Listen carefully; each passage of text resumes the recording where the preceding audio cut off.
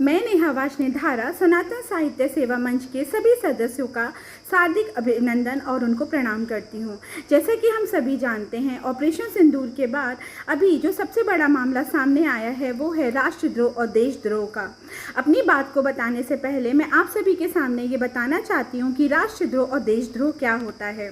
एक ऐसा भारत जहाँ पर हर व्यक्ति को अपनी बात रखने का पूरा अधिकार है, लिखने, पढ़ने, व्यक्त करने और सुनने का पूरा अधिकार है, वहाँ कोई भी चीज़ राष्ट्रद्रोह और देशद्रोह कैसे बनती है। तो साथियों, देशद्रोह एक ऐसा अपराध है जिसमें एक व्यक्ति अपने देश के खिलाफ कार्य करता है या उसके खिलाफ विद्रोह करता है, गुप्त रहस्यों की जानकारी विदेशी शक्तियों को देता है, देश के प्रतीक चिन्हों का असम्मान करता है, प्रधानमंत्री के खिलाफ कोई षड्यंत्र रचता है।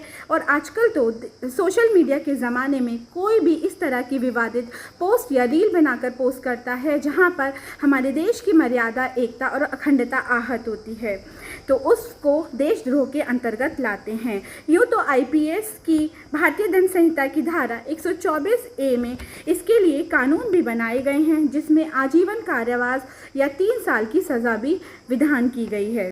हाल फिलहाल में ही 2025 में ही ऑपरेशन सिंदूर के बाद कुछ ऐसे लोगों का नाम सामने आया है जो देशद्रोही का उदाहरण है। हरियाणा के एक व्यक्ति हैं जिनका मैं नाम नहीं लूँगी, उन्होंने प्रधानमंत्री के खिलाफ एक विवादित टिप्पणी की। एक भोजपुरी गायिका हैं जो सदा सुर्खियों में रहती हैं अपनी विवादित टिप्पणियाँ करने के लिए। उन्होंने भी प्रधानमंत्री के खिलाफ कुछ ऐसा कहा जिससे पूरा देश आक्रोश में है।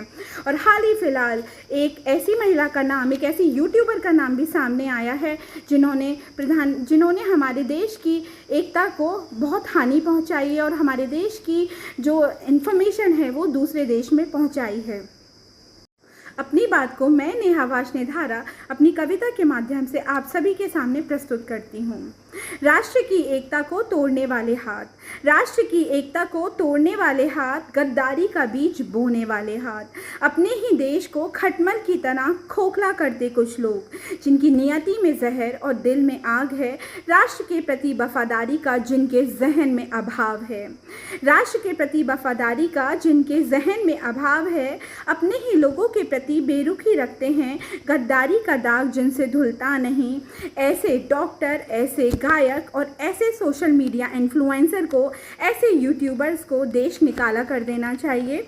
आतंकवादी से शादी करके उनकी ज़िंदगी को तबाह कर देना चाहिए, जो मात्र कुछ पैसों के लिए अपने देशवासियों से गद्दारी करते हैं, माँ के दूध का कर्ज दुश्मनी से निभाते हैं। ऐसे गद्दारों का पाप कभी माफ़ होता नहीं। जेल में भेज दो, वरना जनता के हवाले कर दो इन लोगों को, रातों रात देशभक्ति का पाठ पढ़ा देंगे, क्योंकि राष्ट्र का जो भक्त नहीं वो किसी का भक्त नहीं। जय हिंद, जय भारत, वंदे मातरम।